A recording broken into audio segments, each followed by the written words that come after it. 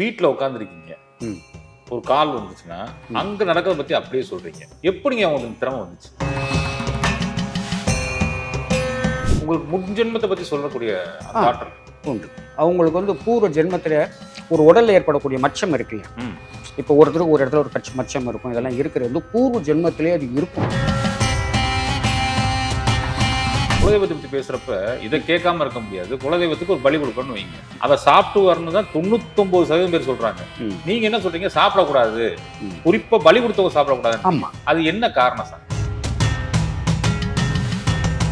நீங்க சித்தர்களை பார்த்திருக்கீங்களா? ரிஷிகளை பார்த்திருக்கீங்களா? கண்டிருக்கின்றேன். அம்மா சொன்னப்ப குழந்தை பிறக்காத தம்பதிகள் நிறைய பேர் வந்து, அதுவும் வயதுக்கு 40, 48 வந்து குழந்தை பிறப்பு உண்டாயிருக்குன்னு சொல்லியிருக்காங்க. அது எப்படிங்க நடந்துச்சு? பிறப்ப நீங்க 3 வகைப்படுத்தி சொல்றீங்க, சொல்லுங்க. நம்ம உறவு விருப்ப ஜனனம்னு ஒண்ணு இருக்கு, ஏற்பு ஜனனம்னு ஒண்ணு இருக்கு, கட்டாய ஜனனம்னு ஒண்ணு இருக்கு. இறைவனிட்ட ஒரு சில விஷயங்களை கேட்கும்போது நம்மளுடைய ஆழ் மனசோட, நம்ம ஆழ் மனசுல முழுமையா நம்பி, பஞ்சபூதத்தையும் நம்பி நம்ம கேட்கணும். எப்படிதான் கேட்கணும் நீங்க சொல்லுங்க. இல்லை, ஒரு முழு மனசோட கேட்கணும். அப்போ இறை வழிபாட்டுக்கான ஒரு வரிகள் ஒன்று இருக்கு. இறைவா, என் பாவத்தையும் சாபத்தையும் நீக்கி என் வாழ்வியலில் ஒளிவிளக்கு ஏற்று இறைவா, அனுதினமும் உம்மை காணும் பாக்கியத்தை எமக்கு குடி இறைவா. இப்படிதான் கேட்கணும். குருஜி பாமணன் சேஷாதிரி அவர்களின் மேனிஃபெஸ்ட் வித் ஸ்ரீ குரு. நினைத்ததெல்லாம் நடக்க வேண்டுமா? நிலையான செல்வம் வேண்டுமா? பஞ்சமே இல்லாத பணவளம் வேண்டுமா? உங்கள் வாழ்க்கையில் உள்ள அனைத்து கேள்விகளுக்கும் விடை கிடைக்க போகும் அந்த ஒரு அதிசய நாளை மிஸ் பண்ணிடாதீங்க. ஜூலை 5, 2026 சென்னை மயிலாப்பூரில் நடக்க உள்ளது. ரெஜிஸ்டர் செய்ய உடனே வாட்ஸ்அப்ல பதிவு பண்ணுங்க. சுகமே சொல்லையா. வணக்கம் ஐயா, நான் உங்களை பத்தி நிறைய கேள்விப்பட்டிருக்கேன். ஆனா இன்னைக்கு தான் உங்களை நேர்காணல் எடுக்க முடிஞ்சுச்சு. வீட்டுல உட்காந்துருக்கீங்க, ஒரு கால் வந்துச்சுன்னா அங்க நடக்கிறத பத்தி அப்படியே சொல்றீங்க. இது 2 பேர்த்த பார்த்திருக்கேன். ஒண்ணு செந்திலையா சொல்லுவாரு, அதுக்கப்புறம் நான் உங்களை பார்த்திருக்கேன். எப்படிங்க உங்களுக்கு திறமை வந்துச்சு? திறமைங்கிறத விட இறை சக்தின்னு தான் இதை சொல்லணும். இது வந்து பிறவிலே ஒரு சில நபர்களுக்கான ஆசீர்வாதம் கிடைக்கிறதுனால அதன் மூலியமாக வரக்கூடிய விஷயங்கள் தானே ஒழிய இது வேற எதுவும் இல்லை. நீங்க பிறந்ததுல இருந்தே சொல்லிட்டு இருக்கீங்க. ஆமா. ஆனா அப்ப எல்லாம் கண்டுபிடிச்சாங்களா உங்களுக்கு இந்த சக்தி? இல்லை, என்னை சுற்றி இருக்கிறவங்கள நான் வந்து ஒரு கெஸ் பண்ற மாதிரி நான் நினைப்பேன். இன்ட்யூஷன்ல சொல்றேன். நம்ம வந்து கணிக்கிறதெல்லாம், நம்ம வந்து ஒரு இமேஜ் பண்ணுறதெல்லாம் கரெக்டாக இருக்குது அப்படிங்கிறது எனக்கு தெரியும். எல்லாருக்குமே சொல்லுவேன் செய்தி, அது அப்படியே நடந்துக்கிட்டு வந்துக்கிட்டு இருக்கும். அவங்க வந்து சொல்லுவாங்க, ஏன் நீங்கள் சொன்னது மாதிரி சார், நீங்கள் சொன்னது மாதிரி எல்லாம் நல்லபடியாக நடந்துச்சு, நீங்கள் சொன்னது அப்படியே நடந்துச்சு, எப்படி சொன்னீங்கன்னு கேட்பாங்க. இல்லை, இறைவனோட செயல், என்னமோ என் மூலியமாக உனக்கு ஒரு ஆசீர்வாதம் கிடைக்குது, நல்லபடியாக நடக்கட்டும், நிச்சயமா நிச்சயமா அப்படின்னு சொல்லி விட்டுருவோம். உங்களுக்கு முன்ஜென்மத்தை பற்றி சொல்லக்கூடிய அந்த ஆற்றல் உண்டு. அவங்களுக்கு வந்து பூர்வ ஜென்மத்தில் ஒரு உடலில் ஏற்படக்கூடிய மச்சம் இருக்கு இல்லையா?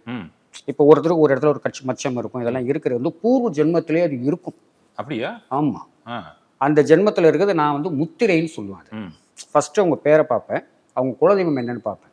அந்த கர்மாவில் அவங்க குலதெய்வத்தை பார்த்துட்டு பூர்வ ஜென்மத்தில் அவங்க என்ன வழிபட்டாங்க, இந்த ஜென்மத்தில் அவங்க எந்த குலதெய்வத்தை வழிபடுறாங்க, யாருக்கு அவங்க வம்சாவளியாக வந்தாங்கங்கிறது பார்ப்பேன். அவங்க குலதெய்வம் என்னன்னு பார்ப்பேன். அதை அவங்கள்ட்ட கேட்பேன், உங்களுடைய குலதெய்வம் இதுவா, உங்கள் உடம்புல இந்த இடத்துல முத்திரை இருக்கா, மச்சம் இருக்கான்னு கேட்பேன். மற்ற சிலருக்கு வடுகள் இருக்கும், இந்த மாதிரி இதெல்லாம் கேட்பேன். அவங்க கேட்டதுக்கப்புறம் அவங்க கன்ஃபார்ம் பண்ணுவேன். கேட்டு அதுக்கப்புறம் அவங்களுடைய கர்மாவை ஆரம்பிப்பேன். ஒரு ஃபோட்டோவை பார்த்துட்டிங்கன்னா அதை வச்சு அவங்க லைஃப் ஹிஸ்ட்ரி சொல்கிறீங்களா? அதை சொல்ல முடியும். ஃபோட்டோ பார்த்தேன். ஆமாம். ஃபோட்டோ பார்த்து ஹீல் பண்ணுறதை பார்த்துருக்கீங்க?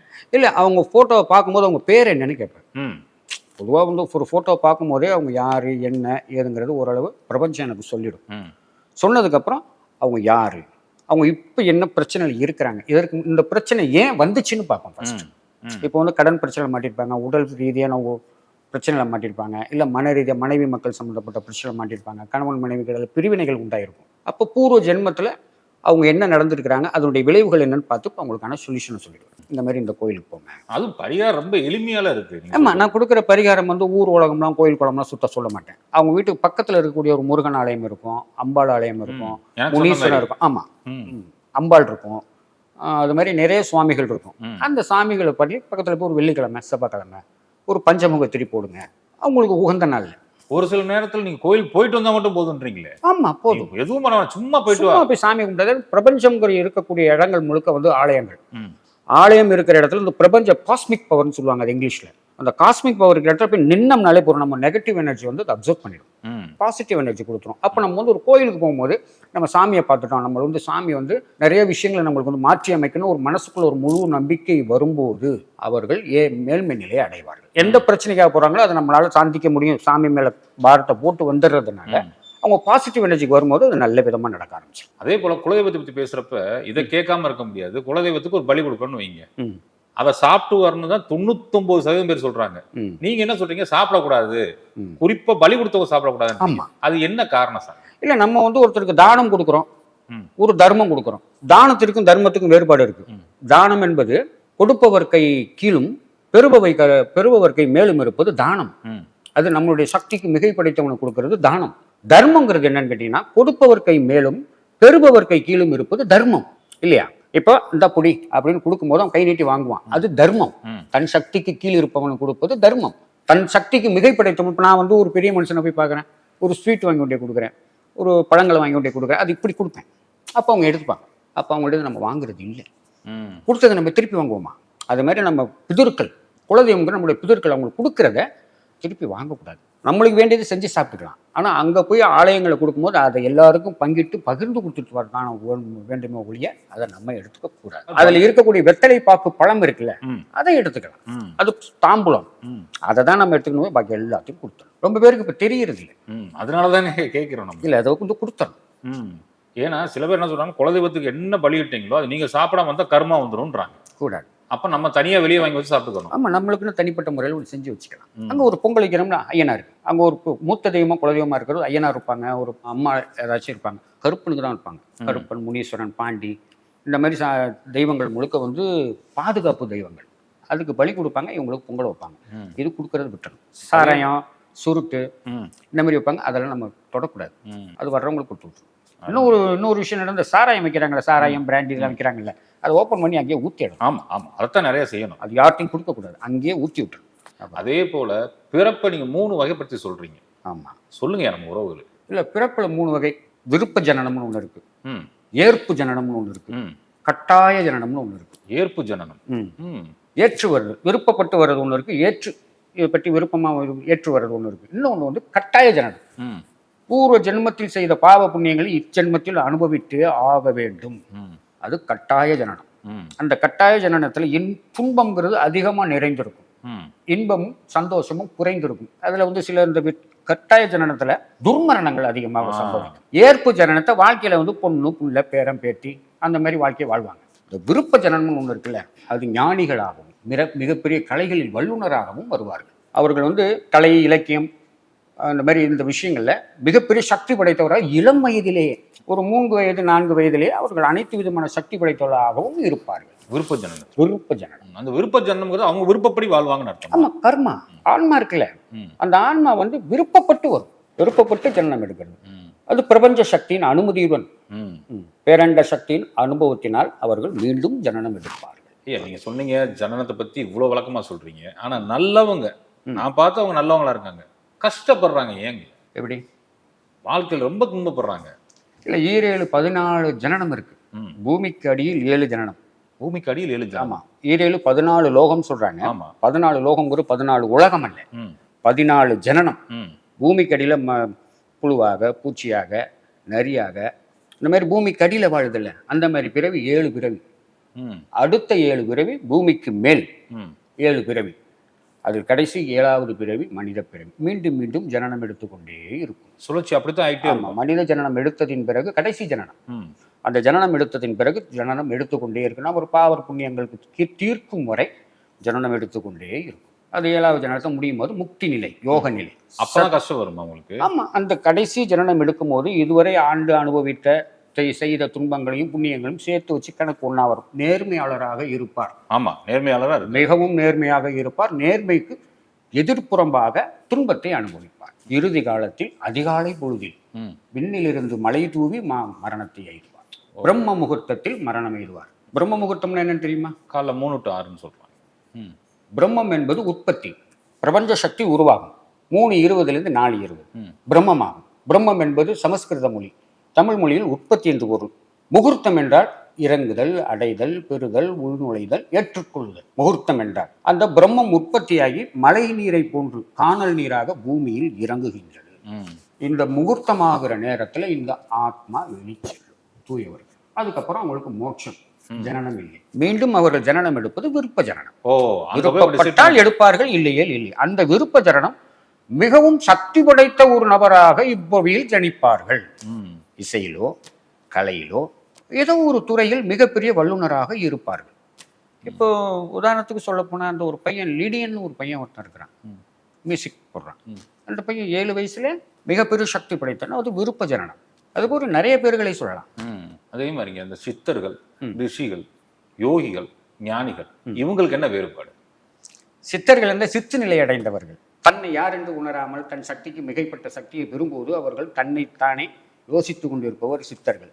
மகான்கள் என்பது இறை சக்தியின் அனுபவத்தை பெற்றவர்கள். யோகிகள் என்பது இவ்வுலக வாழ்க்கையில் இருந்து முற்றிலும் விலகி நிற்பவர்கள். யோகிகளை சந்தித்தல் ஆகாது, சந்திக்க முடியாது. அவர்கள் மனிதர்களை காண்பதை விரும்புவதில்லை. ஞானிகள் என்பது அனைத்து சக்தியும் உள்வாங்கி வெளிக்கொண்டு வருபவர்கள். பிரபஞ்ச சக்தியின் அனைத்தையும் அறிந்து உணர்ந்து தெரிந்து மற்றவர்களுக்கு இயம்பக்கூடிய சக்தி படைத்தவர்கள் ஞானிகள். நீங்க சித்தர்களை பார்த்துருக்கீங்களா, ரிஷிகளை பார்த்துருக்கீங்களா? கண்டிருக்கின்றேன். ஏன்னா அம்மா சொல்றப்ப சொன்னாங்க, அவர் வந்து பிரபஞ்சத்தை பார்ப்பாரு, ஆமா, பிரபஞ்சம் இறங்கி வரத சொல்லுவாரு அப்படின்னு சொன்னாங்க. காணல் நீர் போல் வரும். காலையில 4:20 5:20 இந்த காணல் நீர்ல அது மாதிரி மழை தூர மாதிரியே தூவும். காலையில அதிகமா இருக்கும், சாயந்தரம் 5:20 6:20 வரைக்கும் லேசா இருக்கும். ஸோ பெண்கள் வந்து காலையில அதிகாலையில வீடு தூட்டி கோலம் போட்டு தண்ணி தெளிச்சு கோலம் போடுறது வந்து பிரபஞ்ச சக்தி வாங்கினேன்னா, பெண் என்பது ஆணை விட மிகப்பெரிய சக்தி படைத்தவர்கள். அவங்க வந்து பிரபஞ்ச சக்தி கட்டாயமாக வேணும். அதனால அது இல்லாமல் அவங்க பெண்கள் ஆண்களை விட உடலில் சக்தி குறைந்தவர்கள்.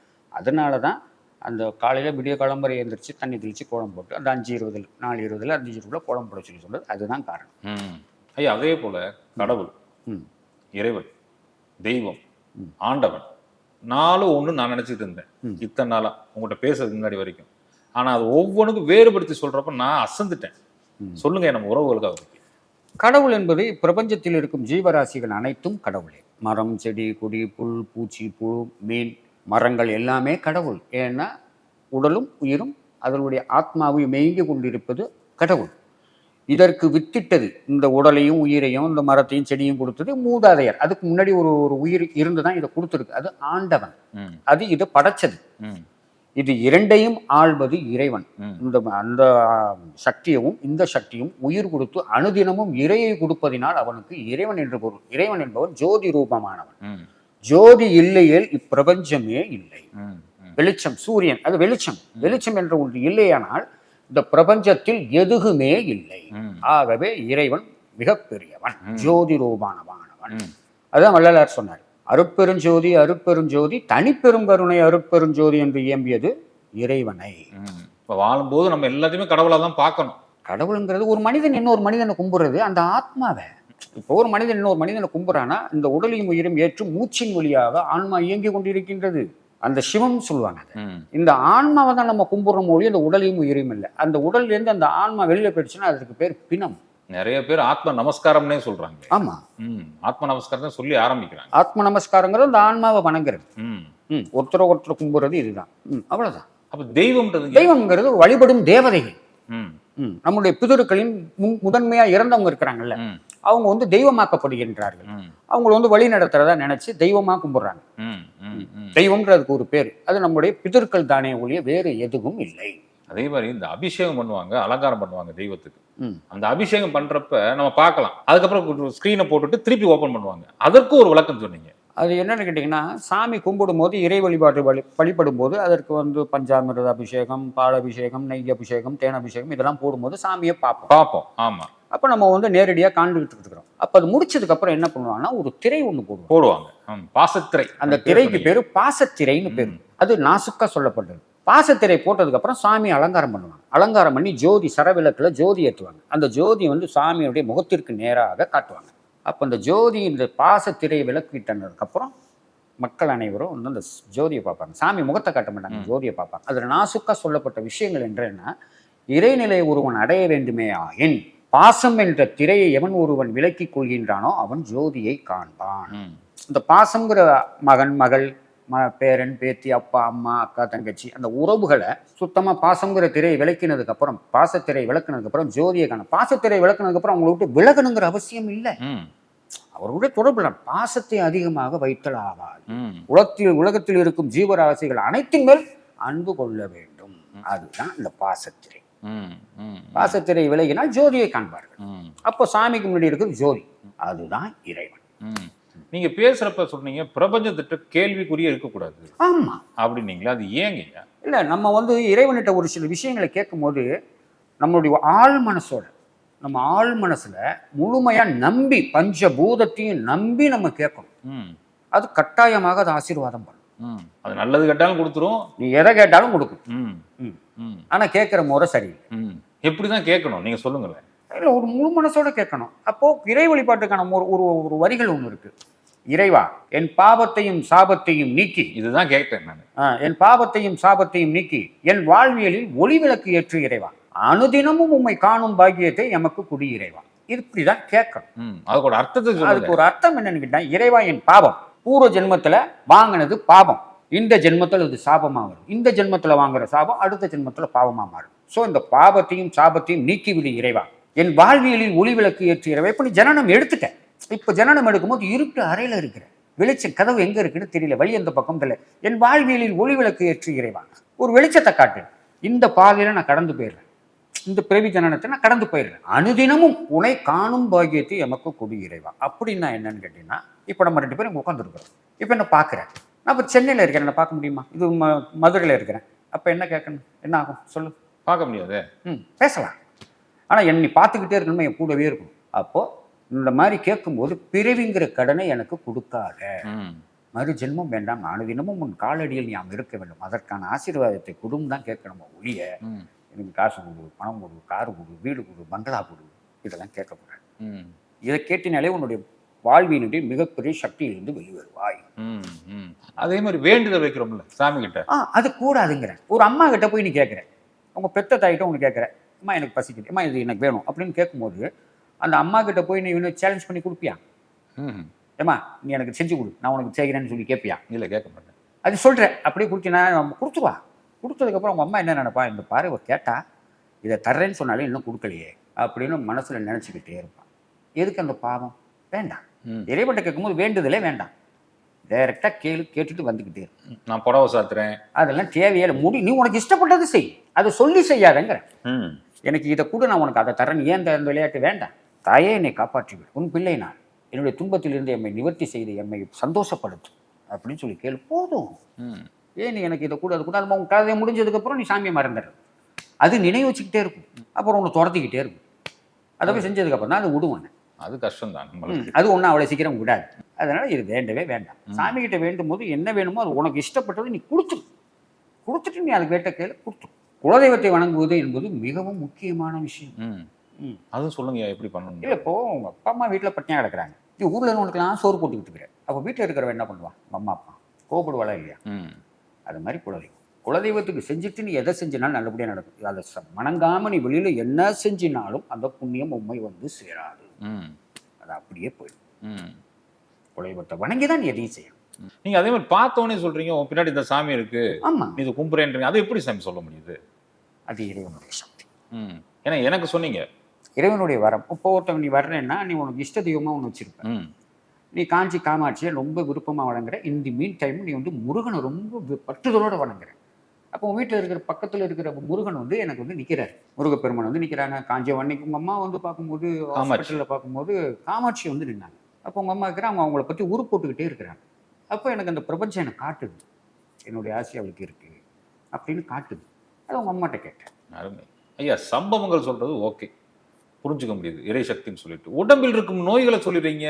உங்களுக்கு இந்த ஹீமோகுளோபின் கம்மியா இருக்குன்னு சொல்றீங்க, இந்த பாயிண்ட் தான் இருக்கு, முடிஞ்சா செக் பண்ணி பாருங்கன்றீங்க. கரெக்டா அந்த பாயிண்ட் தான் இருக்கு, அது எப்படி சொல்றீங்க? அது பிரபஞ்சம் எனக்கு நேரடியாக சொல்லிடும். பஞ்சபூதத்துல ஒரு பூதம் எனக்கு சொல்லிடும். இப்போ உங்களை நேரில் பார்க்குறேன்னா உங்கள் உடம்புல நீர் ஆதாரம் ஜாஸ்தியாக இருக்குது, இதயம் சம்மந்தமான பிரச்சனை இருக்குது, குடலில் பிரச்சனை இருக்குது, பித்தப்பை பிரச்சனை இருக்குது, மூளையினுடைய நரம்புகளில் பிரச்சனை இருக்குது. இவங்க திடீர்னு மயக்க நிலைக்கு போவாங்க. அவங்களுக்கான மருத்துவத்தையும் எனக்கு சொல்லிடும். இந்த வியாதி உங்களுக்கு இருக்குது, இந்த மருத்துவம் இதை அவங்க சாப்பிட்டாங்கன்னா, இதை ரெகுலராக இதை சாப்பிட்டுட்டு வந்தாங்கன்னா அந்த வியாதி குணமாயிடும் அப்படின்னு அவங்களுடைய பிரபஞ்சம். நீங்கள் வணங்குறீங்கள ஒரு குலதெய்வம், உங்களுடைய குலதெய்வம், உங்களுடைய இஷ்ட தெய்வம், அது வந்து என்கிட்ட சொல்லிடும். ஹீமோகுளோபின் இவ்வளோ தான் இருக்குது, ரத்தத்தினுடைய அளவு இப்போ இருக்குது, உப்புனுடைய அளவு இவ்வளோ இருக்குது, இதை கொஞ்சம் என்னென்னது சாப்பிட சொல்லுங்கள், சரி அப்படின்னு சொல்லி அப்படியே அவங்கள்ட்ட சொல்லிடுவோம். அது உங்களுக்கு வியாதியிலேருந்து குணமாகி வந்துடலாம். அது என்னுடைய சக்தி அல்ல, அது இறைவனுடைய சக்தி. இறைவனுடைய ஒரு அருள்னால எனக்கு நடந்துச்ச ஒழிய நான் அதற்கு ஒரு கருவி. I am also one of the two.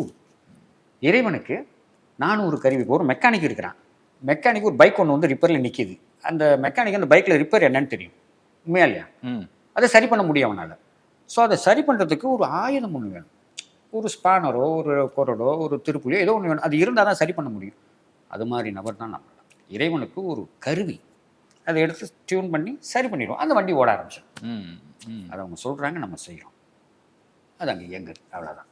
அதே மாதிரி ஓம் நம சிவாயா. ஓம் நமசிவாயாங்கிறது, ஓம்ங்கிறது உயிர், நமசிவாயாங்கிறது பஞ்சபூதம். ஓம்ங்கிறது பிரபஞ்சத்தில் ஜீவராசிகள் அனைத்தும் ஓம் என்ற வடிவத்திலே உயிரெடுக்கும். ஓம் என்பது பிரணவம், மூலம், ஆதிங்கிறோம். ஸோ ஓம்ங்கிறது தாயும் தகப்பனும் இணைந்து ஒரு உயிரை கொடுக்கும்போது, அந்த இது வந்து உயிரெடுக்கும் போது, பூமியிலேருந்து உயிரெடுக்கும் போது இந்த பஞ்சபூதத்தில் இந்த ஓம்ங்கிற வடிவத்திலாம் உயிரெடுக்கும். அது ஓம்ங்கிறது பிரணவம், நமசிவாயங்கிறது பஞ்சபூதம். இந்த பஞ்சபூதத்தில் இந்த உயிர் வாழ்க்கை. ஓம் நம சிவாயா என்பதுக்கு பொருள் இதுதான். இன்னும் அதை பற்றி பேசணும்னா நிறைய டீப்பாக போகணும், நிறைய விஷயங்கள் இருக்கு. இல்லைங்க, நீங்கள் என்ன சொல்கிறீங்கன்னா ஓம் நம சிவாயான்னு சொல்லிட்டு தண்ணியை குடிச்சிடுன்றீங்க, அது உனக்கு உடல் சுகத்தை தரும். கட்டாயமா. அப்போ இந்த ஓம் நம சிவாயில் இவ்வளோ விஷயங்கள் அடங்கி இருக்கு. ஆமாம், இந்த பூமியில் பிரபஞ்சத்தில் ஜீவராசிகள் அனைத்தும் ஓம் என்ற வடிவத்திலே உயிரெடுக்கும். அது மரமாக இருக்கட்டும், செடியாக இருக்கட்டும், புழுவாக இருக்கட்டும், பூச்சியாக இருக்கட்டும், எதுவாக வேண்டுமானாலும் இருக்கட்டும், ஓம் என்ற வடிவத்தில் ஒரு, அதுதான் மூலம், ஆதாரம், ஆதி, அந்தம், முதன்மையானது உயிர். அது எடுக்கிறது இப்படிதான் எடுக்கும், அதுதான் ஓம். நமசிவாய்ங்கிறது பஞ்சபூதம். இந்த பஞ்சபூதத்துல இந்த ஓம்ங்கிற உயிர் வாழும். இந்த உடலும் உயிரும் ஆன்மா என்ற, ஆன்மாங்கிறது என்னன்னு கேட்டீங்கன்னா மூச்சு. இந்த மூச்சின் வழியாக இந்த ஆன்மா இயங்கும்.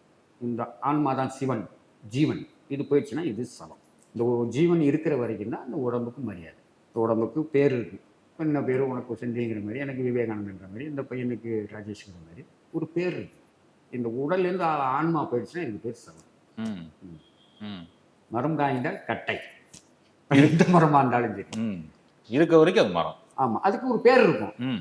அது போயிடுச்சுன்னா அதுக்கப்புறம் மரம் தான், கட்டை தான். அம்மா சொன்னப்ப குழந்தை பிறக்காத தம்பதிகள் நிறைய பேர் வந்து, அதுவும் வயதுக்கு 40-42 வந்து குழந்தை பிறப்பு உண்டாயிருக்குன்னு சொல்லியிருக்காங்கல்ல, அது எப்படிங்க நடந்துச்சு? என்கிட்ட கேட்பாங்க, குழந்தை இல்லைன்னு கேட்பாங்க. அவங்களுக்கு கேட்பேன், என்ன ஆச்சு என்ன இதுன்னு கேட்பேன். ஒரு சும்மா எளிமையான ஒரு மருத்துவத்தை சொல்லுவேன், ஆனால் அதை அவங்க நம்பணும்.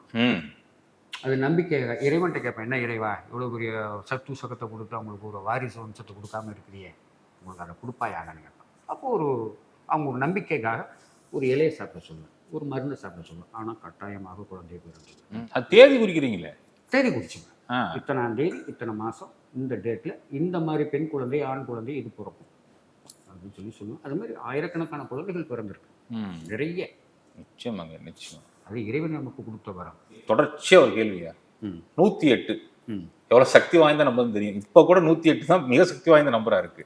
அந்த 108க்கு விளக்கம் இல்லையா? 108ங்கிறது அண்டம். இது அண்டம்ங்கிறது 27, பேரண்டம்ங்கிறது 27 நட்சத்திரம், 4 பாதம். இது 12. அண்டம் வந்து ராசிகள் 12 ராசிகள், 27 நட்சத்திரங்கள் இயக்குது. பேரண்டத்தில் இருக்கிறது 27 நட்சத்திரங்கள், 12 ராசிகள் இயக்குது. 27 நட்சத்திரத்துக்கு 4 பாதம். அப்போ 27 4 வகையாக கூட்டினா எவ்வளவு வருது? 108. 108ங்கிறது பேரண்டத்துக்கு. 108ங்கிறது பேரண்ட வழிபாடைய ஒழிய அண்டத்தினுடைய வழிபாடுல. 12ங்கிறது 12 ராசிகள், 27 நட்சத்திரத்துக்கு 4 பாதம். இந்த 4 பாதம் வந்து இந்த 12 ராசிகளையும் இயக்கிக்கிட்டு இருக்கு ஒவ்வொரு பாதமா. 12 × 4 48 மண்டலம். அது அண்டத்திற்குள். இந்த கோவில்கள் போன பூஜைகள், புனஸ்காரங்கள், போக்குவரத்து எல்லாமே 48. 108ங்கிறது பேரண்டத்திற்கானது, பிரபஞ்ச சக்திக்கானது. அப்ப 108 ரொம்ப பவர்ஃபுல் தான். ஆமா, அது பிரபஞ்ச சக்தி அடைவும் நிலையை கொண்டு போச்சு. அண்டம்ங்கிறது 112, 48ங்கிறது அண்டத்துக்கு உள்ளது. இதே மாதிரி கிரகங்கள் இந்த பூமி குடும்பம் மாதிரி 7 குடும்பம் இருக்கும். இன்னும் பேரண்டத்துல 7 பேரண்ட குடும்பம் இருக்கு.